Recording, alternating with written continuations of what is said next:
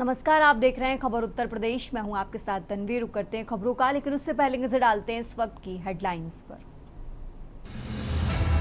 UP में स्वगणना का आज अंतिम दिन, कल से घर घर जाएंगे जनगणना कर्मी। प्रदेश में करीब 44 लाख लोगों ने भरे हैं फॉर्म।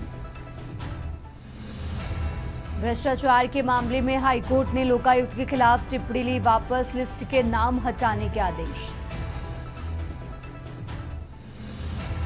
कानपुर के किदवई नगर में बिजली कटौती को लेकर परेशान लोगों ने केसको का किया घेराव, पुलिस ने किया लाठीचार्ज। यूपी बोर्ड के बच्चों के लिए खुशखबरी, अब बिना एक्स्ट्रा फीस दिए सीधे घर पर होगी किताबों की डिलीवरी। उत्तर प्रदेश में भीषण गर्मी के बीच बिजली संकट, तेजी से फूकने लगे ट्रांसफार्मर। भीषण गर्मी से 15 दिन में 1.5 गुना बढ़ी मांग। उत्तर प्रदेश में भीषण गर्मी का कहर जारी, बांदा एशिया का सबसे गर्म जिला, पारा 48 के पार। दूसरे राज्यों में आसमान से बरस रही आग। आप देख रहे हैं के न्यूज़, खबरों का सारथी। और अब रुक करते हैं खबरों का और शुरुआत करते हैं कानपुर की खबर से। कानपुर से खबर आपको बता रहे हैं, जहां भीषण गर्मी में बिजली कटौती से हाहाकार मचा है। नाराज लोगों ने केसको पर प्रदर्शन किया है। कानपुर से ये बड़ी खबर आपको बता रहे हैं, जहां कानपुर के किदवई नगर में लोगों ने सड़क भी जाम किया है, तो पुलिस ने प्रदर्शन कर रहे लोगों पर लाठियां बरसाई हैं। कानपुर से ये बड़ी खबर आपको बता रहे हैं, जहां भीषण गर्मी में बिजली कटौती से हाहाकार मचा हुआ है। नाराज लोगों ने केसको पर प्रदर्शन किया और पुलिस ने प्रदर्शन कर रहे लोगों पर लाठियां बरसाई हैं। किदवई नगर का ये मामला आपको बता रहे हैं। कानपुर से ये बड़ी खबर, जहां पुलिस ने प्रदर्शन कर रहे लोगों पर लाठियां बरसाई। भीषण गर्मी में बिजली कटौती से हाहाकार मचा है।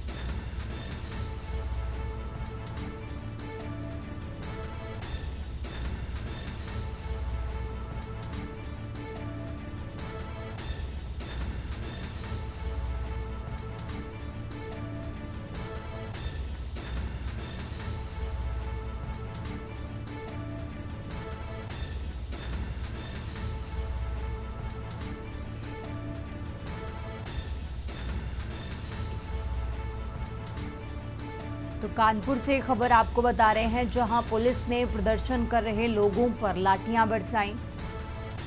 कानपुर के किदवई नगर का ये मामला, जहां भीषण गर्मी में बिजली कटौती से हाहाकार मचा। नाराज लोगों ने केसको पर प्रदर्शन किया।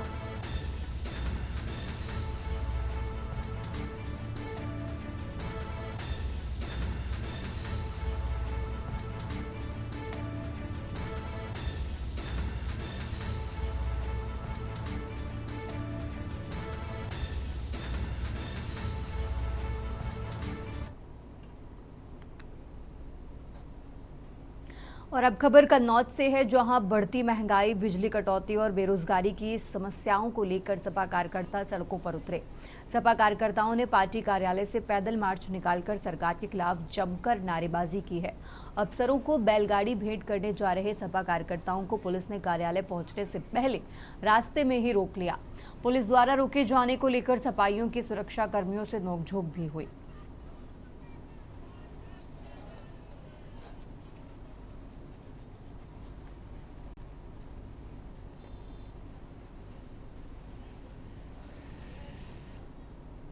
पूरे देश व उत्तर प्रदेश में जिस तरीके की समस्याएं पनप रही हैं, चाहे छात्रों के लिए, नई भर्तियों के लिए परीक्षा पेपर लीक हो रहे हैं, डीजल पेट्रोल के दाम बढ़ गए हैं और भारतीय जनता पार्टी के नेता ऐसे चोचले और ढकोसले कर रहे हैं, ऐसा ढोंग रचा रहे हैं कि फॉर्च्यूनर पे चढ़ करके फोटो तो खिंचा रहे हैं लेकिन ई रिक्शे में जा रहे हैं। अब आप ही बताइए बिजली की दरें कहाँ हैं, ई रिक्शे से भी कैसे चला जाए।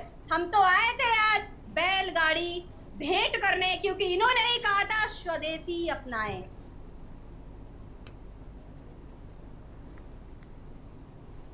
और आगे बढ़ते खबरों में, विश्व प्रसिद्ध पौराणिक तीर्थ स्थल नैमिषारण्य की पवित्रता और शुचिता को बनाए रखने के लिए जिला प्रशासन ने एक बड़ा और सराहनीय कदम उठाया है। जिलाधिकारी Sitapur doctor Raja Ganapati R K कड़े आदेश के बाद ललिता देवी मंदिर परिसर और उसके आसपास के क्षेत्रों में गुटखा, तंबाकू, बीड़ी और सिंगल यूज प्लास्टिक के खिलाफ एक सघन चेकिंग अभियान चलाया गया। प्रशासन की इस कार्रवाई के बाद मंदिर के 500 मीटर के दायरे में नशीले पदार्थों की बिक्री पूरी तरह से बंद करा दी गई है।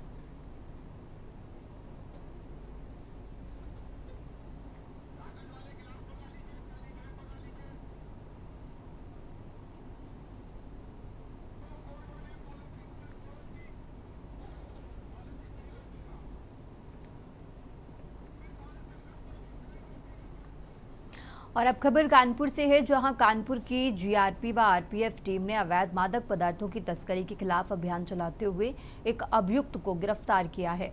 आरोपी के कब्जे से 12 किलो 695 ग्राम अवैध गांजा बरामद किया गया है, जिसकी अंतर्राष्ट्रीय बाजार में अनुमानित कीमत लगभग 15 लाख रुपए बताई जा रही है। पुलिस के अनुसार गिरफ्तार आरोपी ओडिशा से गांजा लेकर लखनऊ जाने की फिराक में था, लेकिन उससे पहले ही उसकी गिरफ्तारी हो गई।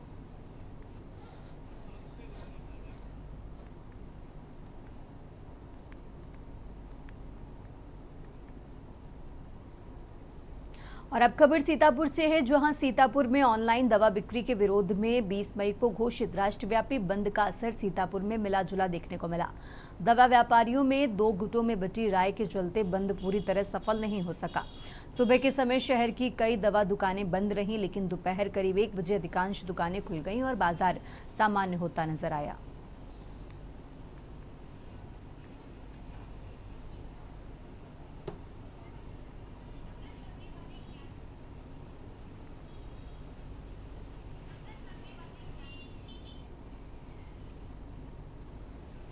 गोंडा जिले के मरीजों और आम जनता के लिए एक बेहद राहत भरी खबर सामने आई है। जिला प्रशासन केंद्र सरकार के अनुरोध और आम जनमानस के हितों को सर्वोपरि रखते हुए दवा व्यापारियों ने अपनी हड़ताल को वापस ले लिया है। इसके चलते जिले के सभी मेडिकल स्टोर और दवा दुकानें रोज की तरह सामान्य रूप से खुली हुई हैं।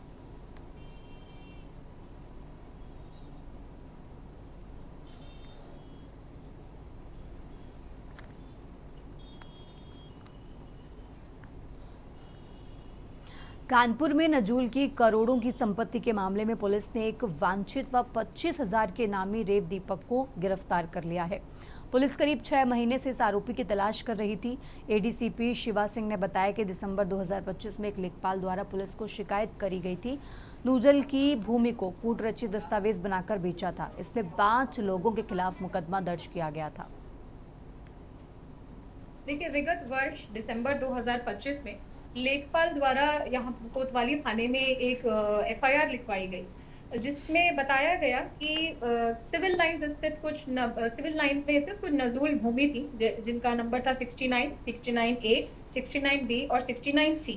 इसके संबंध में इन भूमियों को नजूल क्या घोषित कर दिया गया था 2024 में, और उसके पश्चात 2025 में कुछ लोगों ने मिलकर इस नजूल भूमि को बेच दिया होता है। जब इसके तथ्य में हम डिटेल में गए तो हमें ज्ञात हुआ कि रेव दीपक कुमार, जो कि अमृतसर डायोसिएशन ट्रस्ट के सचिव थे, इन्होंने सुनील मसीह नामक एक व्यक्ति को इसका मुख्तार आम नियुक्त किया। और अब खबर रामपुर से है, जहां रेलकर्मी सुनील का शव उसके घर के पीछे ही पेड़ से लटका पाया गया, जिससे लोगों में हड़कंप मच गया। सूचना पाकर पुलिस ने घटनास्थल पहुंचकर शव को पेड़ से नीचे उतरवाया और पोस्टमार्टम के लिए जिला अस्पताल भेज दिया है। बताया गया कि सुनील मूल रूप से टावा का निवासी था। शहजाद नगर में किराए के मकान पर रहकर रेलवे में नौकरी कर रहा था।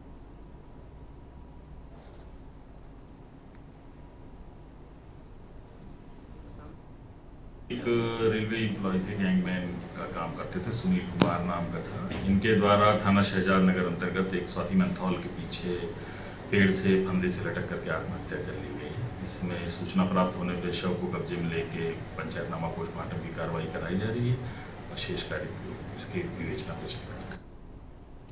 रामपुर में रेलवे कर्मचारी ने पेड़ से लटककर आत्महत्या की घटना को अंजाम दिया है। बताया ही जा रहा है कि इटावा का ये युवक सुनील रहने वाला है। लंबे समय से थाना शहजाद नगर पर किराए के मकान पर रहकर रेलवे की नौकरी करता था और आज उसका एक शव जो है वो पेड़ से लटका पुलिस को मिला। घटना की जानकारी जैसे ही थाना शहजाद नगर पुलिस को लगी, घटनास्थल पर पुलिस पहुंची और युवक के शव को पेड़ से उतारने के बाद रामपुर जिला अस्पताल पोस्टमार्टम के लिए भेजा गया है। अपर पुलिस अधीक्षक अनुराग सिंह ने पूरे मामले पर जानकारी जुटाते हुए बताया है कि सुनील इटावा का रहने वाला है। लंबे समय से रामपुर के थाना शहजाद नगर पर किराए के मकान पर रहकर नौकरी करता था। रेलवे कर्मचारी का ये जो सुनील बताया जा रहा है, आज इसका शव पेड़ से लटका मिला है। हालांकि पुलिस ने शव को कब्जे में ले लिया है। आसपास से लोगों से पूछताछ शुरू कर दी है। सीसीटीवी कैमरे भी लगातार खंगाले जा रहे हैं और इस मामले की पुलिस तय तक पहुंचने की कोशिश कर रही है कि आखिर सुनील ने आत्महत्या क्यों की। विशाल सक्सेना, के न्यूज, रामपुर। और अब खबर लखनऊ से है, जहां लखनऊ में अधिवक्ताओं पर हुए लाठीचार्ज का विरोध अब घाटमपुर तक पहुंच गया है, जहां अधिवक्ताओं में भारी आक्रोश देखने को मिला। घाटमपुर बार एसोसिएशन के पदाधिकारियों ने लखनऊ कोर्ट परिसर में अधिवक्ताओं पर हुए लाठीचार्ज के विरोध में प्रदर्शन करते हुए राज्यपाल को संबोधित ज्ञापन एसडीएम के माध्यम से सौंपा। बार के मुख्य निर्वाचन अधिकारी उजियारी लाल यादव ने बताया कि 17 मई को लखनऊ में महिला और पुरुष अधिवक्ताओं पर पुलिस द्वारा की गई कार्रवाई से अधिवक्ता समाज में भारी नाराजगी है।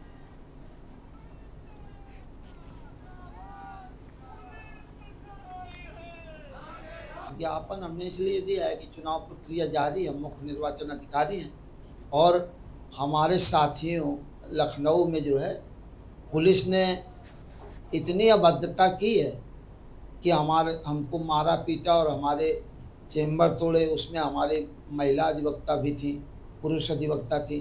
तो हमने इस बात का कि मतलब जो है भाई पुलिस को कौन सा अधिकार है हमारे चेंबर तोड़ने का या हमारी मतलब हमें मारपीट करने का। ये तो प्रशासनिक मामला था। विज्ञापन इस उद्देश्य दिया गया कि हमारे अधिवक्ता भाइयों के लखनऊ में उनके चैम्बर तोड़े गए हैं, जबकि माननीय न्यायालय के आदेश के आधार पर चैम्बर जो आदेश हुआ था उसके आधार के बावजूद भी 200-250 चैम्बर तोड़े गए हैं, जिसमें अधिवक्ताओं को बहुत उनका नुकसान हुआ है। इसके बाद आंदोलन के उपरांत पुलिस प्रशासन द्वारा लाठी चार्ज किया गया है।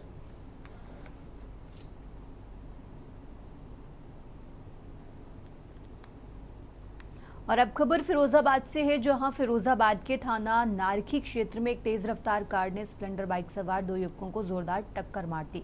इस हादसे में दोनों युवक गंभीर रूप से घायल हो गए हैं। घटना के बाद मौके पर अफरा तफरी मच गई। स्थानीय लोगों की मदद से घायलों को उपचार के लिए अस्पताल भिजवाया गया है।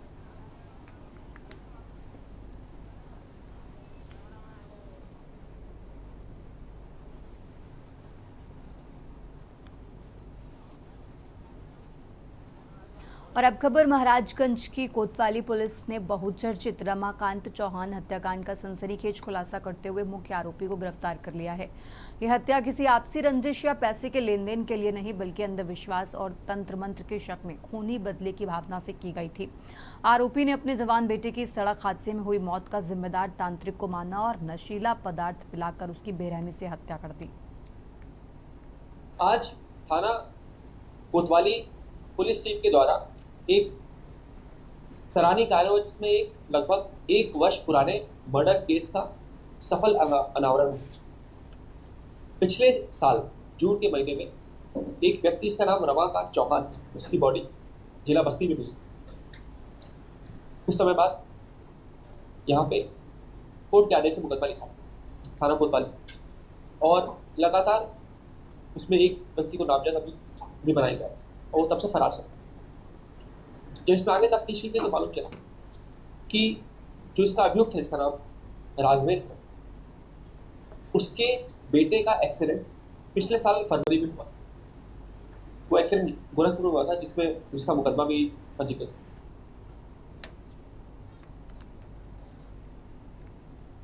और अब खबर कन्नौज से है, जहां लगातार गर्मी, हीट वेव और लू का प्रकोप जारी रहने के मद्देनजर शासन के निर्देश पर बस स्टॉप पर कूलिंग जोन और स्वच्छ शीतल पेयजल की सुविधा मुहैया कराई गई है। जिलाधिकारी आशुतोष मोहन अग्निहोत्री ने बस स्टॉप पर जरूरतमंदों के लिए गुड़ के साथ घड़ों का ठंडा पानी मुहैया कराया है। सरकार की ओर से हम लोगों को बजट आवंटित किया गया है और उसके माध्यम से हम लोग यहाँ पर हीट वेव और लू से बचाव के लिए व्यवस्थाएं संचालित कर रहे हैं। इस संबंध में जनपद कन्नौज में रोडवेज बस स्टैंड कन्नौज, गुरसाहिबगंज और छिबरा में 3 जगहों पर हम लोगों ने 2-2 कूलर, बड़े कूलर लगवाए हैं। साथ ही साथ इन जगहों पर गुड़, पानी और ORS के पैकेट भी रखे गए हैं। नगर निकाय की ओर से इसमें कर्मचारी भी लगाए गए हैं। 24 घंटे कर्मचारी उपस्थित रहेंगे। जो नागरिक आते हैं उनको बुला करके और हम लोग देख करके उनको स्वच्छ पेयजल भी देंगे, साथ ही साथ उनको ORS के पैकेट भी रहेंगे और बचाव के लिए हमारे पास कूलर भी हम लोगों ने यहाँ पर स्थापित कराए। और अब खबर देवरिया से है, जहां देवरिया के बरहज तहसील क्षेत्र में वर्षों से अधूरे पड़े मोहन सेतु निर्माण को लेकर समाजवादी पार्टी सड़क पर उतर आई। सपा कार्यकर्ताओं ने मोहन सेतु पर प्रदर्शन कर सरकार के खिलाफ जमकर नारेबाजी की। आपको बता दें कि बरहज सरयू नदी तट पर स्थित मोहन सेतु के निर्माण कार्य को जल्द पूरा करने की मांग को लेकर सपा नेता विजय रावत के नेतृत्व में सपा कार्यकर्ताओं ने प्रदर्शन किया है।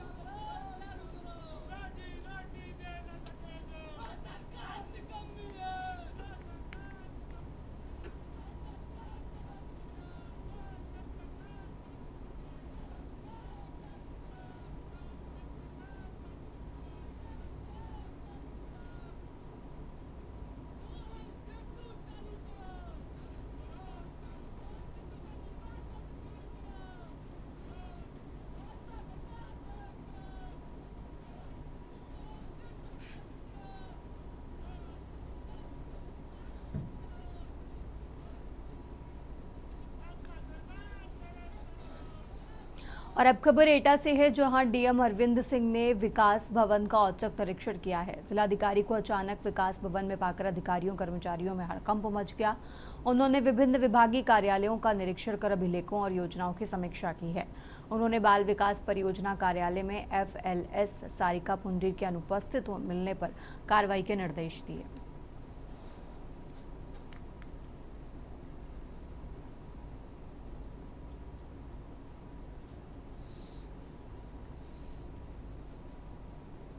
और अब खबर अमरोहा से है, जहां नौगावा सादात क्षेत्र में दर्दनाक हादसा हो गया है। मुंबई में काम करने वाला कलामपुर गांव निवासी 18 वर्षीय मोहम्मद कैफ इधर अपने यहां आया था। गर्मी के चलते वो पड़ोसी सिकरिया गांव के पास बहने वाली रामगंगा पोषक नहर में नहाने गया था और इस दौरान वो गहरे पानी में डूब गया।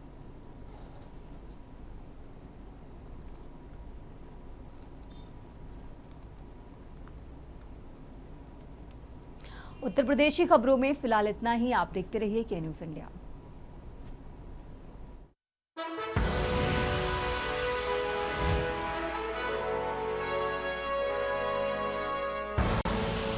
आप देख रहे हैं के न्यूज़, खबरों का सार।